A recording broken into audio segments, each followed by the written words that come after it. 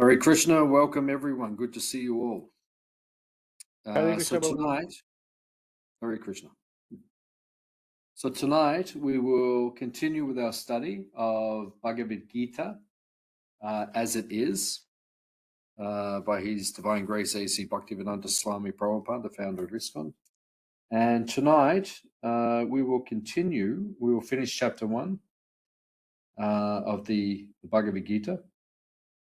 So tonight we're beginning from verse number 31. So as usual, if you have any questions or any comments as we go, then please ask. Text number 31. I do not see how any good can come from killing my own kinsmen in this battle. Nor can I, my dear Krishna, desire any subsequent victory, kingdom, or happiness. So the beginning of the chapter, verses 1 to 27, they discuss the preparation for the war, because this book is spoken on a battlefield. It's a fratricidal war between cousins, Arjuna, his family, and Duryodhana, his family. So at one point, Arjuna, he becomes confused as to whether he should fight the battle, which is quite natural. If you were in a battle with your family, you had to fight and potentially kill your family, you would have doubts about whether you're doing the right thing. So this is Arjuna's dilemma. So from the second part of the chapter, the first part is describing the preparation for war. And the second half of the chapter, which we'll be speaking about tonight, is Arjuna's dilemma and his reasons for not wanting to fight. Because he wants to avoid the fight. At this point, we've discussed he's being covered by Yogamaya, by Krishna's internal potency, and therefore he is doubting and he's desiring not to fight. This is by Krishna's arrangement, so the Bhagavad Gita can be spoken for our benefit. So last week we covered the first reason why Arjuna did not want to fight, and that was compassion, because we don't like fighting. None of us like to fight. So when we find ourselves in a hostile situation, we generally try to avoid this situation because we don't like to fight. None of us like conflict generally. So out of compassion, he did not want to fight. Now tonight, verses 31 to 35, we will hear about Arjuna's second reason for not wanting to fight, and that is enjoyment. Because you can't enjoy yourself after a fight if you've killed your own family. Who is there to enjoy with? So this is his second reason, which is also a very strong reason why he doesn't want to fight. So we'll hear about this now.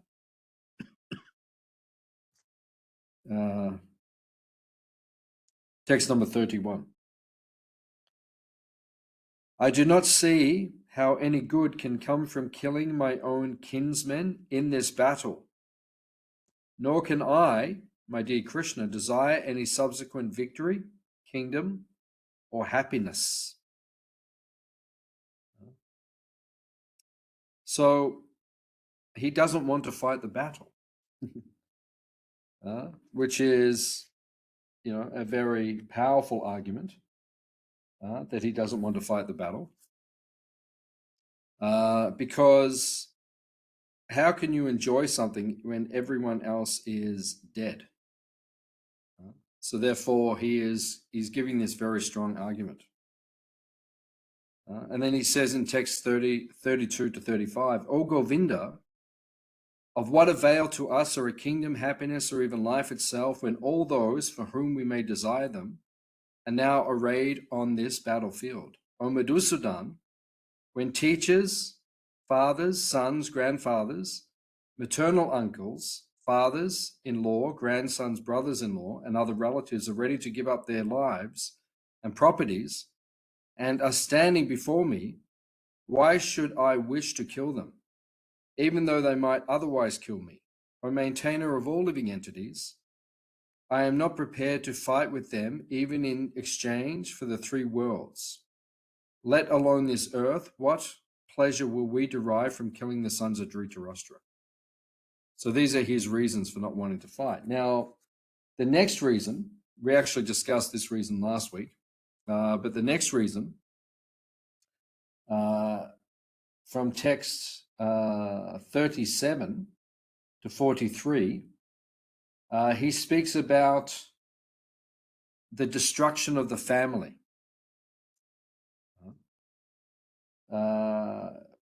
Because he doesn't want the family to be destroyed, because there are consequences, there are social implications when we destroy families. And you see in modern society in particular, modern society is dysfunctional because the family unit has been destroyed in so many places. So because so many families are dysfunctional, then society becomes dysfunctional. So this is the next reason why he says, I don't want to fight the battle. So these are very compelling and very convincing reasons as to why he does not want to fight. So he says to Krishna, sin will overcome us if we slay such aggressors. Therefore, it is not proper for us to kill the sons of Dhritarashtra and our friends. What could we gain, O Krishna, husband of the goddess of fortune? And how could we be happy by killing our own kinsmen? So he explains, he does not want to kill his kinsmen in the battle, which is natural. I don't want to kill them because then sin will overcome us. So in a civilized world, in an advanced culture, we understand the law of karma. Karma means whatever you do, it will come back to you. So here we're speaking about sin. Sin means bad karma, negative karma. We call it papa. Papa means bad things. So if you kill someone, if you're intelligent, you know that karma is going to come back to you. That's why in the Hare Krishna movement, we are vegetarian. Because we understand if you kill the animal, that karma will come back to you. That's why we don't eat the meat. And that's why in the world we see there are so many wars right now because people are killing the animals.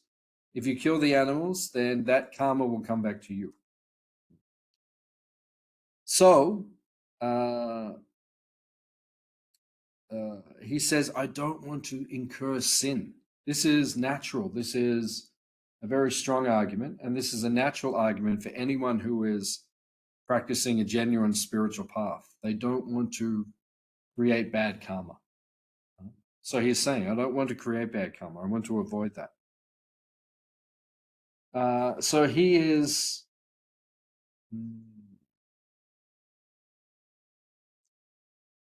trying to avoid the fight. Prabhupada says in the purport, obligation is actually binding when the effect is good. We all have obligations in life. This is called dharma. Dharma, this word means duty. Right? Certain things you should do in life. Right? If your parents are old, you should look after them. Right? If you have children, you have to look after them. It's called dharma. Right?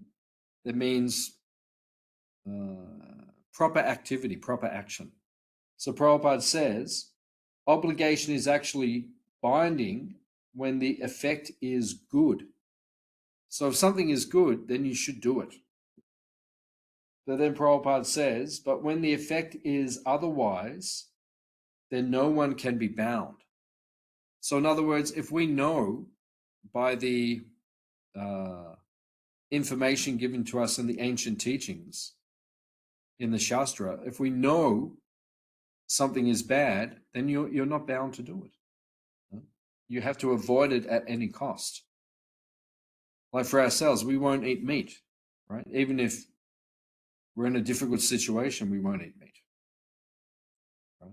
Because we know it will bind us, it will give us negative reactions. So therefore we are able to avoid that.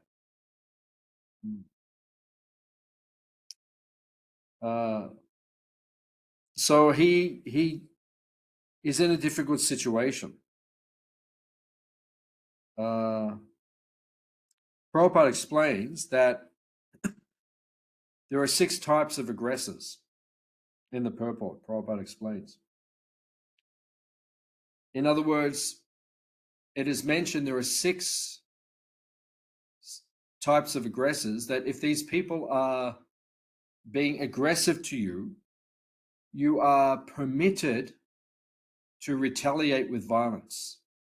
In other words, you can even kill them, right? So these are 6 extraordinary circumstances in which we're allowed to kill someone. So Prabhupada says someone who tries to poison you, someone who tries to set fire to your house, someone who attacks you with a deadly weapon, someone who's a thief, someone who occupies your land or kidnaps your wife, then you're allowed to kill them. According to the ancient teachings, these 6 people are they're aggressors, and it is dharma, or it is sacred duty to be aggressive towards these people. So Arjuna is trying to avoid the situation. He doesn't want to get into this battle, because he understands there will be sin. However, these 6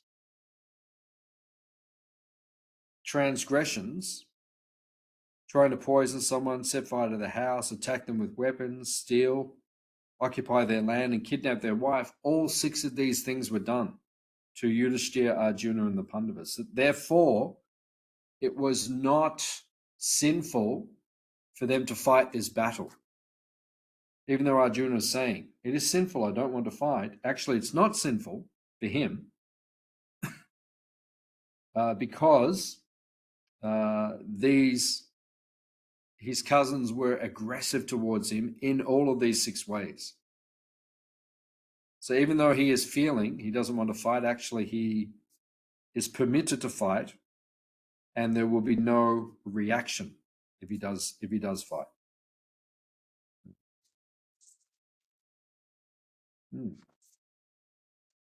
Text 37 and 38. O Janardana, although these men, their hearts overtaken by greed, see no fault in killing one's family or quarreling with friends, why should we, who can see the crime in destroying a family, engage in these acts of sin?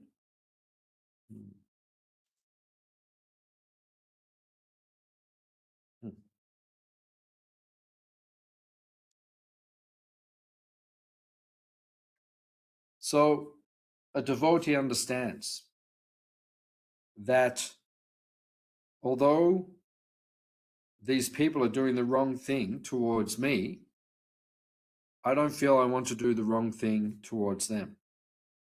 So normally, that is a strong argument. A devotee by nature doesn't want to commit violence unto others. However, if someone is a leader or a kshatriya, then it is his duty to act like this if these people are acting improperly. So there was nothing wrong with Arjuna feeling this way, that he wanted to be aggressive towards them. Actually, it was his duty to do this. So naturally, normally we wouldn't want to be like this, but under these circumstances, sometimes it is necessary for someone to act in an aggressive way in order to protect others. So normally we don't like to be violent, but if violence is being committed towards those around us, then we should respond with violence, and that is not improper. Even though it's the last resort, we don't necessarily enjoy doing it, but it is necessary sometimes. Text number 39. With the destruction of dynasty, the eternal family tradition is vanquished, and thus the rest of the family becomes involved in irreligion.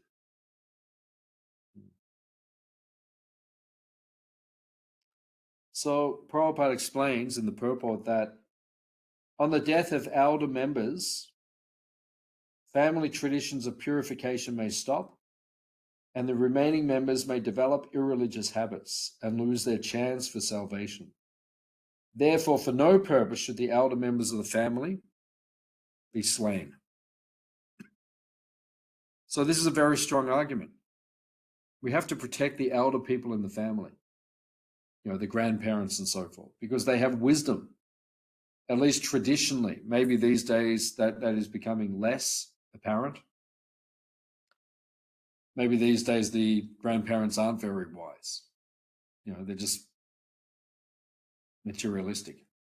So, but traditionally, if the grandparents were wise people, then we have to protect them because they are the ones who keep society focused.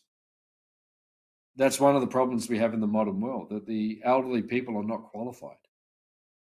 They're not giving the wisdom that we need, and therefore sometimes we don't listen to them, or they may be saying the right thing, but we've stopped listening to them. And now you can see society has so many problems. But traditionally, that is the system, that you would listen to the elderly people. And by listening to the elderly people, then things would carry on properly.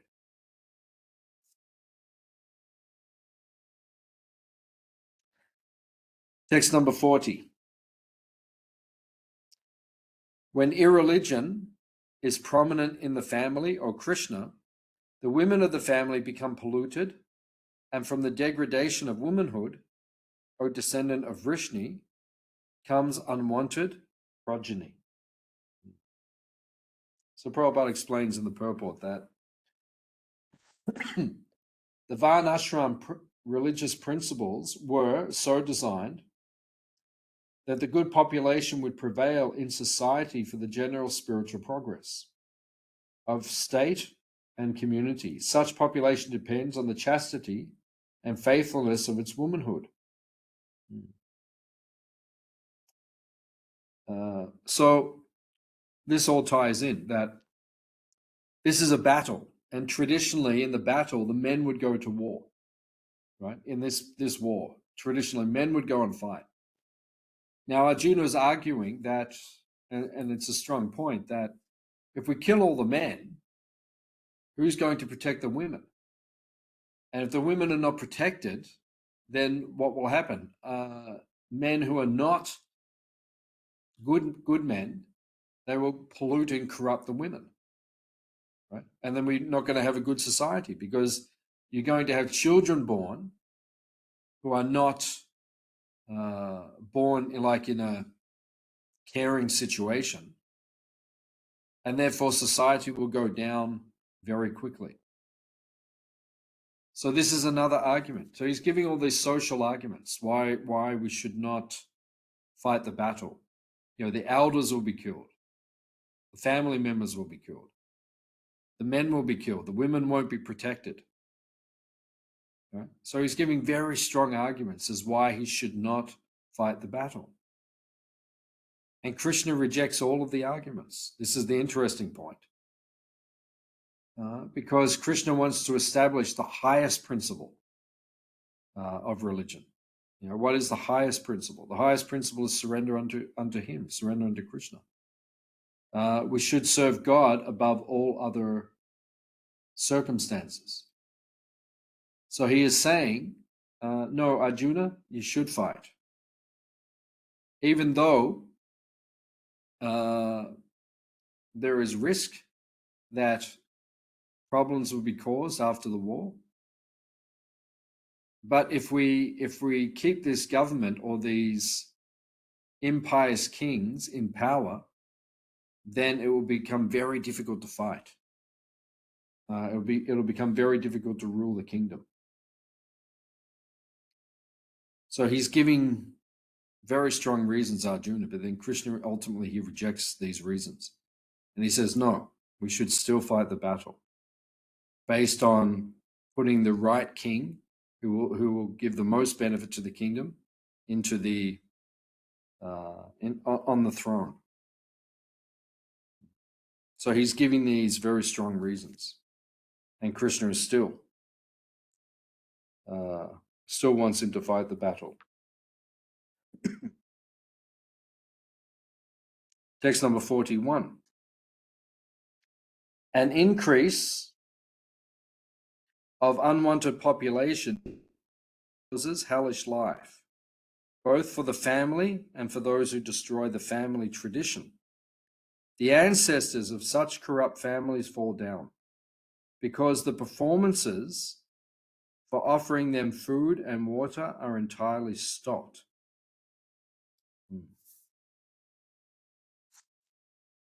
Prabhupada mentions in the purport that all obligations are automatically fulfilled by the performance of devotional service to Krishna.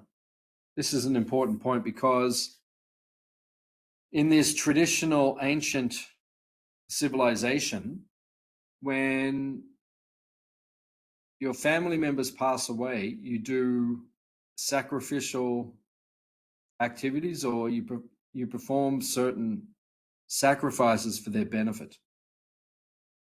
You understand? It's like traditional rituals. When someone has passed away, we will do rituals for them.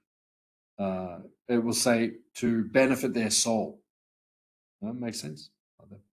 So we will do these specific rituals. Now he's saying that if we kill everyone, the elders, and who will do the rituals? Right? So people have died. We have to perform the rituals for them, and there'll be no one left to do it. So he's giving these more strong arguments. But then Prabhupada is pointing out in the purport that all obligations are automatically fulfilled by performance of devotional service to Krishna. So if you serve God, if you serve Krishna, and you please him, everything else is taken care of. Right? Everyone else will be satisfied. Right? Everything will be taken care of just by serving Krishna. So that is one of the special benefits which is being given here. Krishna is saying, if you just serve him, then everything will come automatically.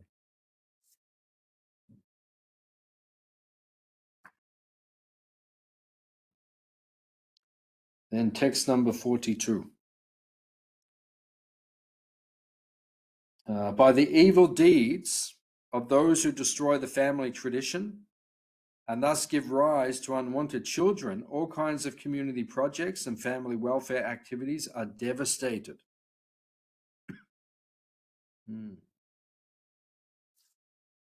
So Prabhupada mentions in the purport that the breaking of the Sanatan Dharma by irresponsible leaders brings about chaos to society. And consequently, people forget the aim of life, which is Krishna. So he's arguing that if we kill all of these kings, these princes, these warriors, no one will be there to protect society, and then society will become chaotic. There has to be, in society, we need an army. Every country has an army. Right? We need it because sometimes the country will be attacked. We don't like to use the army, but sometimes we have to. There's no choice. Because otherwise there will be chaos in society. Just like in America the last few years, there was some police, they acted improperly. So then some people said, let's get rid of all the police. But then that's not very intelligent. Now you're going to have more problems if you get rid of the police completely. So we need to have some discipline, some order within society. If there's not discipline, if there's not order in society, society will become completely chaotic. So he's saying that if we remove too many of these warriors, then we may have too much chaos in society. So he's giving very strong arguments to Krishna. Then he says, O Krishna, maintainer of the people, I have heard by disciplic succession that those who destroy family traditions dwell always in hell. So, Srila Prabhupada says in the purport, one cannot reach the real point of factual knowledge without being helped by the right person who is already established in that knowledge.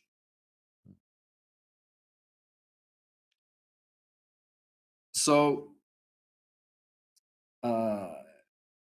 how do we know what is wrong and what is right in life? How do we know? Everyone argues. One person says, oh, this is right. One person said, it's okay to kill animals. We say it's not okay to kill animals.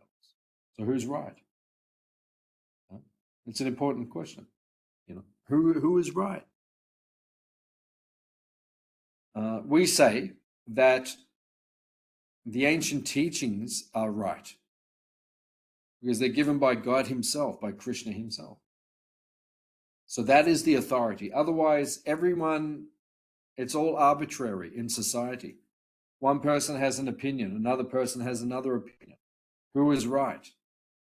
Right? We don't know who is right. That's why we have to take, in our opinion, we have to take knowledge from a higher authority. So he is saying that by these deeds, everything will be destroyed. If we fight this battle, so many people will die. There'll be so many problems, and we will get the bad karma, the sin will come upon us. So therefore, we have to know in life when is the right time to fight, when is the wrong time to fight. Because according to this battle, because Krishna himself is asking him to fight, then this battle is a dharmic activity. It is Sanatan Dharma, it is spiritual activity. But if Krishna was not ordaining this activity, this battle, it would not be considered spiritual. It would be material, and you would get bad karma from it.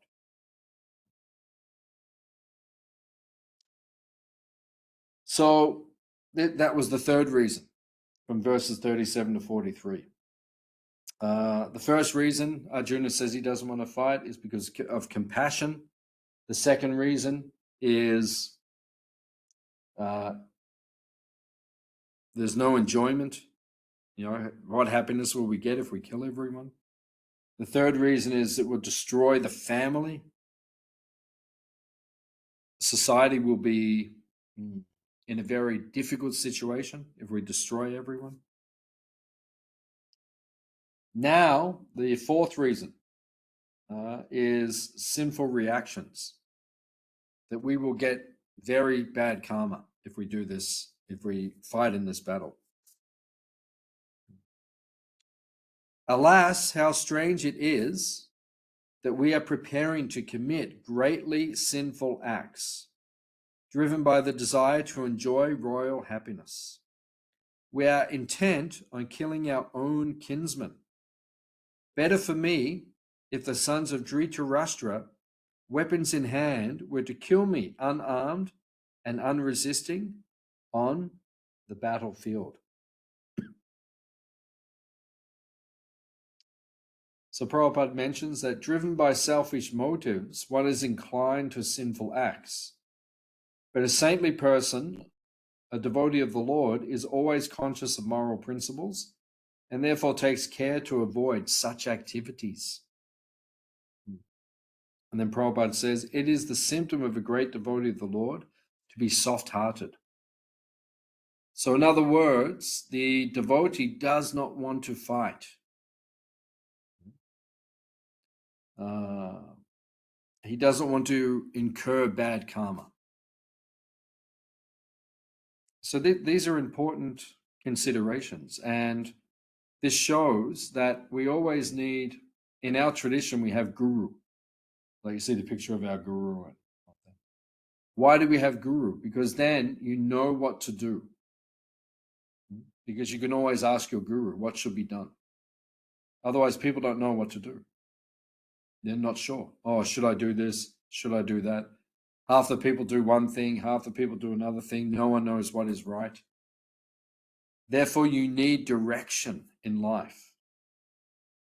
So it is being said here that we need to get this direction. We need to get this guidance. This comes from Guru. Sadhu means saintly people, and Shastri means ancient teachings, ancient scriptures. And this is how we understand what is the correct way to act in this world. So these are the four reasons Arjuna is given not to fight: because of compassion, there'll be no enjoyment, the family will be destroyed, I'll get sinful reactions. And now he gives his final reason, which is actually in the next chapter, which we will get to.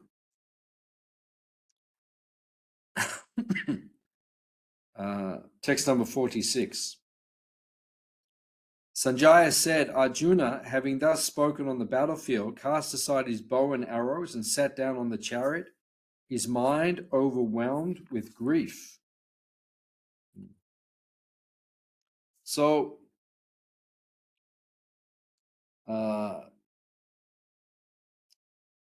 Prabhupada says, a kind and soft-hearted person in the devotional service of the Lord is fit to receive self-knowledge. So he was confused. You can imagine, he is the most powerful warrior on the earth. And the two armies have just met. Everyone can see him, right? So he's considered the most powerful warrior. His enemies can see him. His family can see him. And now it's obvious that he is confused. He sits down on the chariot. He puts down his bow, right, which shows that he's confused. And this must be a bewildering situation for everyone involved. Now, his good quality is that Bhaktosi me Sakha Cheti, he is a devotee and a friend of Krishna, of God himself. And Krishna is about to speak the Bhagavad Gita to him. So what is his good quality? He is confused, but he is willing to take guidance from a superior authority, in this case, Krishna himself. So it is okay to admit you are confused. It is okay to say, I don't know, or I do not know what is the right thing to do. That is okay. But what is important is that we take guidance from higher authority. If you say you don't know what to do, but then you don't get guidance, then you're in a very difficult situation. So Arjuna, that's his good quality. He doesn't know what to do, but at least he surrenders unto Krishna.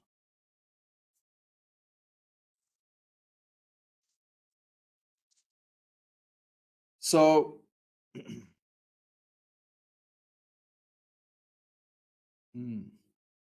now we'll go into chapter 2. So chapter 2 is called Contents of the Gita Summarized. This chapter is the second longest chapter within the Bhagavad Gita, and it has 72 verses, and it's called Contents of the Gita Summarized. So it's like a summary of many of the points which will later be expanded upon in the Bhagavad Gita. So, verse number 1 of chapter 2. Sanjaya said, seeing Arjuna full of compassion, his mind depressed, his eyes full of tears, Madhusudan, Krishna, spoke the following words.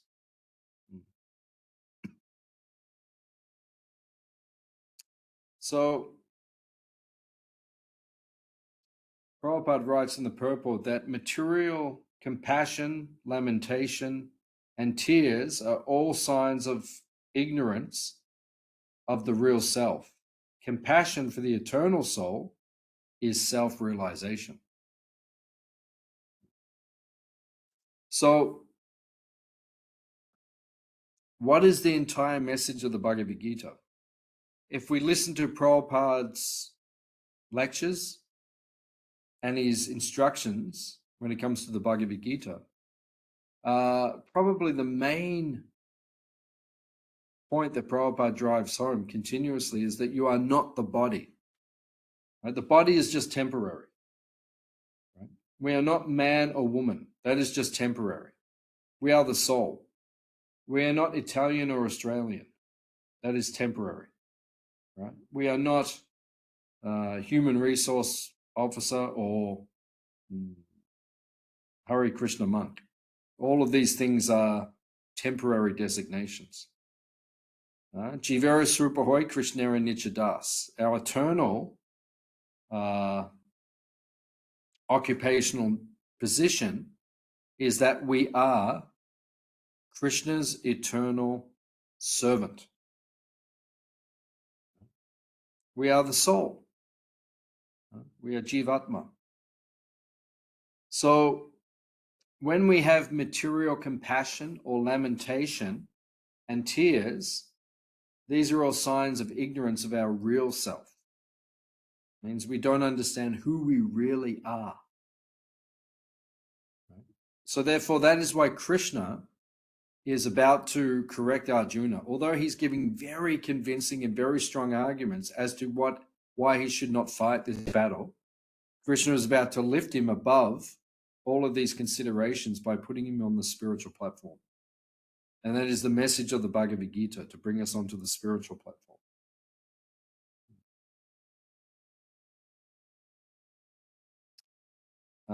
So this is why the Bhagavad Gita was sung by Krishna, to dissipate the darkness of ignorance that everyone has in this material world. Text number 2.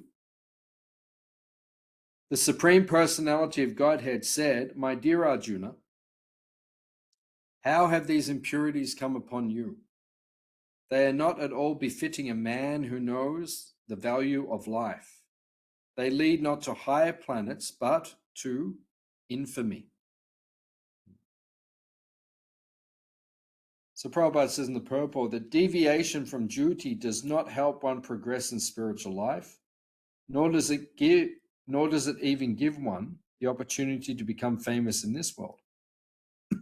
So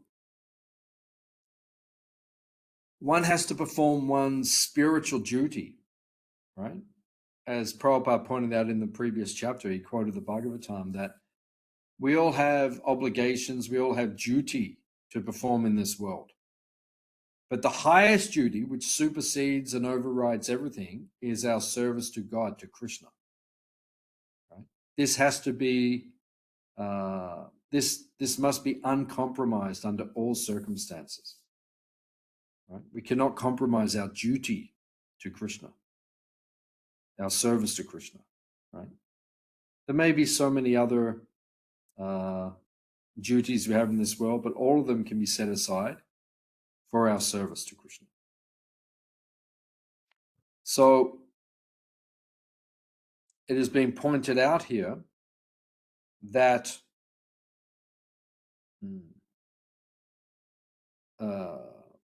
one should know the actual purpose of life. That is the point of human life.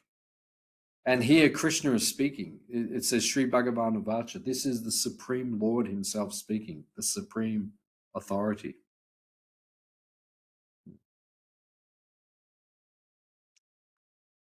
Text number 3.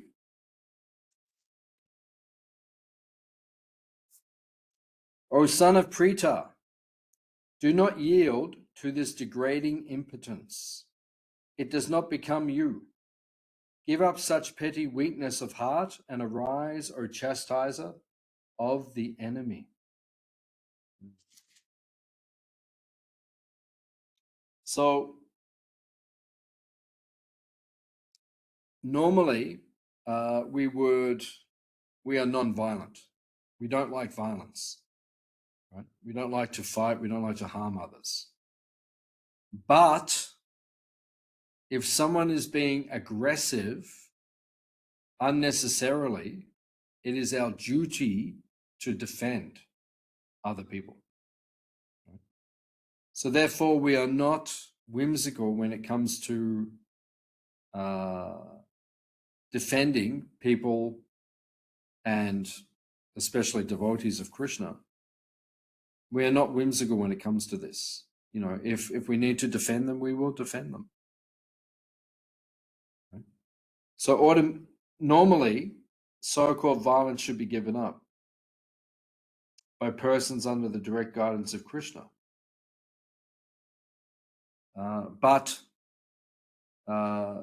it should not be given up when it's used for the right purpose or the right cause.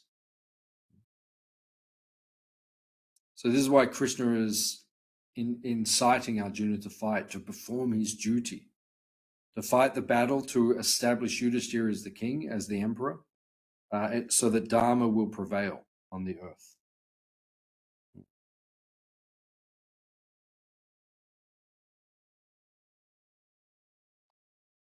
So Krishna is saying here, don't degrade yourself and give up your duty to fight because of petty weakness of heart, hridaya dobalyam. And this is a test for all of us. You know, sometimes we may feel like giving up our service to Krishna, our service to God. But this is weakness of heart if we do give it up. Right? It should not be abandoned under any circumstance. We must always perform our duty. Text number 4. Arjuna said, O killer of enemies, O killer of Madhu, how can I counteract with arrows in battle men like Bhishma and Drona, who are worthy of my worship?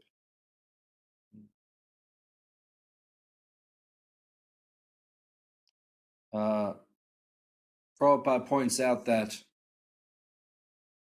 we should not even offer a verbal argument to a superior person. It means if someone is a guru or spiritually evolved, spiritually progressed person, we should always offer respect to them. And we should not argue with them even. You know, we must always maintain a humble disposition, a humble mood. So Arjuna is saying, I can't fight because my guru is on the other battlefield, on the other side of the battlefield. I can't fight with him. It's not appropriate. And normally that is true. Normally that is true.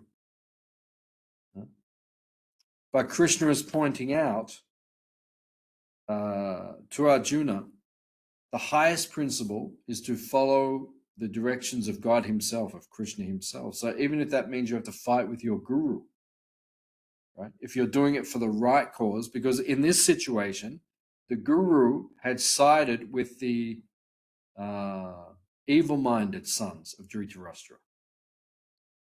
So therefore, Arjuna had to fight with him. There's a whole intrigue or a whole reason behind why all of this took place. But Arjuna had to fight with them. So he was not doing the wrong thing to fight with them.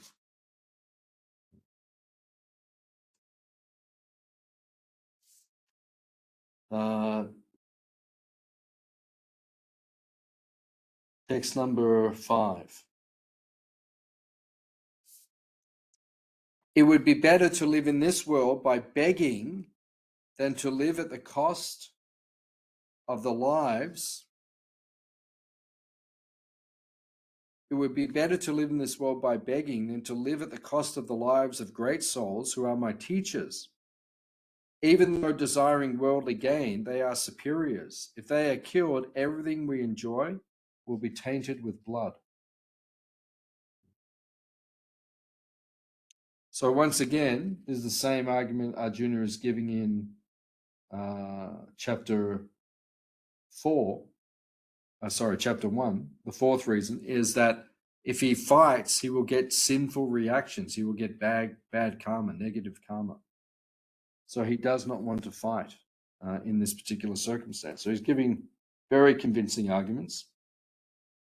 But Prabhupada points out in the purport that a teacher who engages in an abominable action and has lost his sense of discrimination is fit to be abandoned. So normally we would not fight with the guru. Right? Normally we don't fight with the teachers. But if the teacher is no longer following the teachings, the pure teachings, then we have to reject him. So therefore he rejects.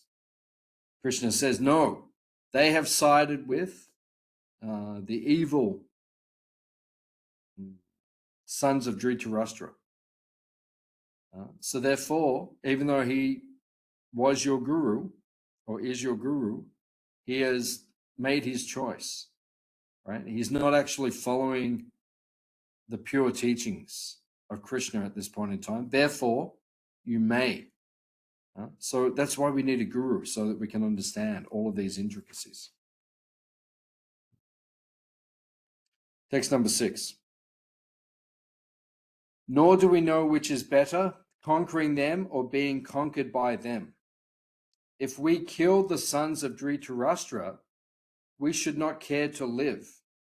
Yet they are now standing before us on the battlefield. So this is another reason why he does not want to fight. This is the 5th reason, actually. Right? Compassion, enjoyment, destruction of the family, sinful reactions, and now simply indecision. Right? He just does not know. And we all go through that in life. Sometimes we're just confused. Right? We don't know what is right, what is wrong, what I should do, what I should not do. Right? Sometimes we just do not know what is the right thing to do. So we're indecisive. And because Arjuna is indecisive, then his good quality is that he goes to his guru to receive the answers. So this teaches us what we should do. If we do not know what to do, we should go to the guru to receive the guidance and the answers. Now, Prabhupada makes a very important point in the purport. He says, unless the senses are controlled, there is no chance of elevation to the platform of knowledge. And without knowledge and devotion, there is no chance of liberation. So what is Arjuna's good quality? He controls his senses, he controls his mind, and he does the right thing.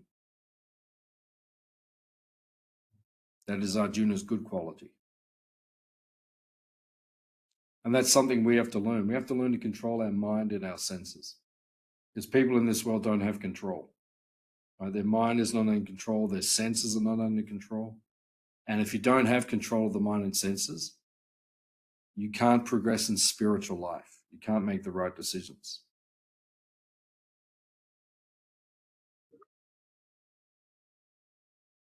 Now, text number 7. Now, this is a very important verse because this is where Arjuna surrenders to Krishna. And because he surrenders to Krishna, now the Bhagavad Gita will actually be spoken. Up until now, Krishna has not said very much because he's waiting for Arjuna to surrender unto him. and to show him the right consciousness or mentality. So because he's about to show the right consciousness and mentality, then all these things will come.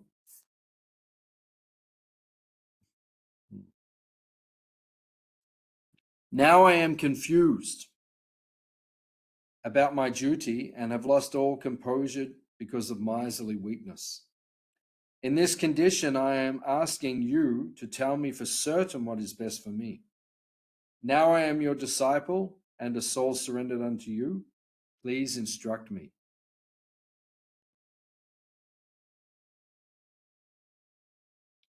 So, Prabhupada points out that the Vedic wisdom advises that in order to solve the perplexities of life and to understand the science of the solution, one must approach a spiritual master who is in the disciplic succession.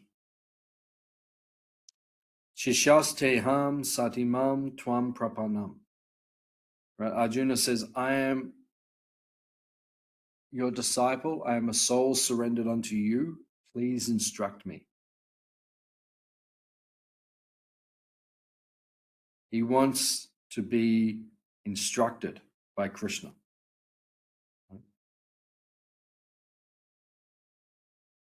So he wants to find the way out of his he's in a dilemma, a greater dilemma than any of us will ever be.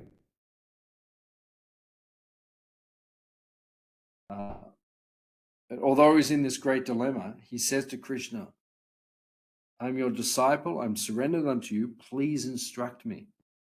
And if we want to progress in spiritual life, we have to come to this point where we are willing to become humble and to ask our gurus, our instructors, what should I do now? So now, even though he's a great personality himself, but he's asking Krishna, what should I do now? And now Krishna is about to speak the Bhagavad Gita in order to elevate him.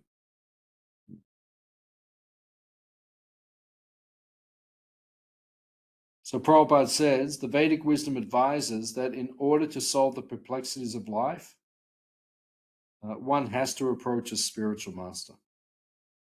Right? Otherwise, you will not understand what to do with your life.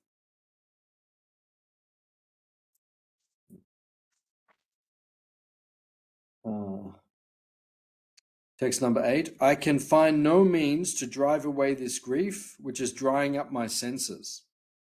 I will not be able to dispel it, even if I win a prosperous, unrivaled kingdom on earth with sovereignty like the demigods in heaven.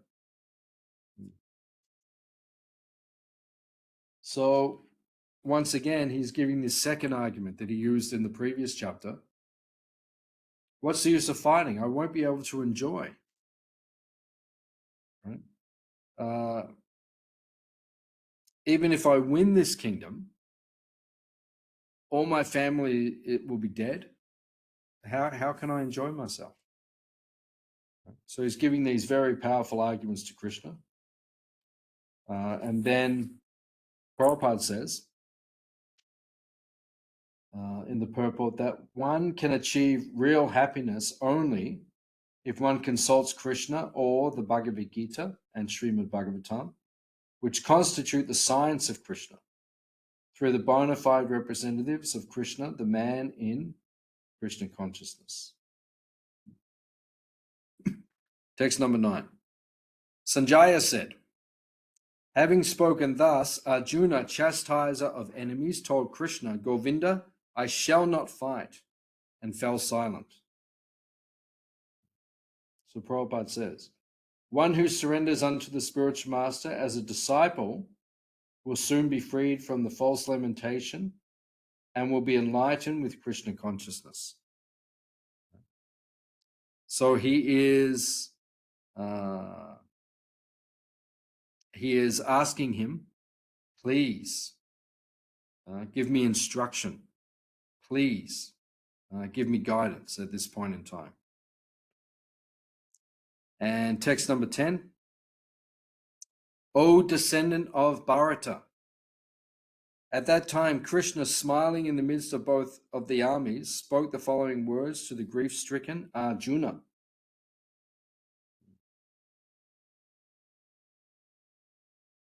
So Prabhupada points out in the purport that as the Lord of all,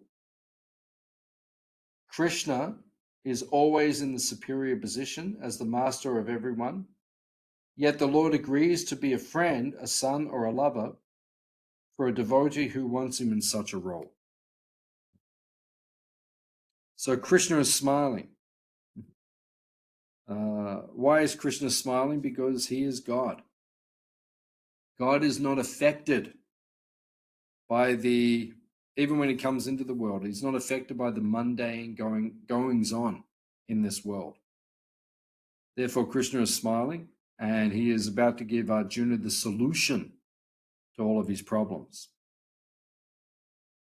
And next week, we will begin the Bhagavad Gita, so to speak, because Krishna will begin to instruct Arjuna.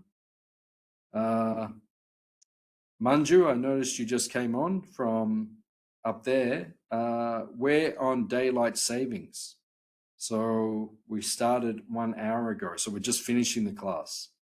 So I presume that's why you've just come on, because maybe where you are, the time is different. But where we are, so please, you'll have to, if that's the case, you'll have to come on an hour earlier. The class is recorded, so you can listen to the recording. Does anyone have any questions or comments on what we have discussed in this class?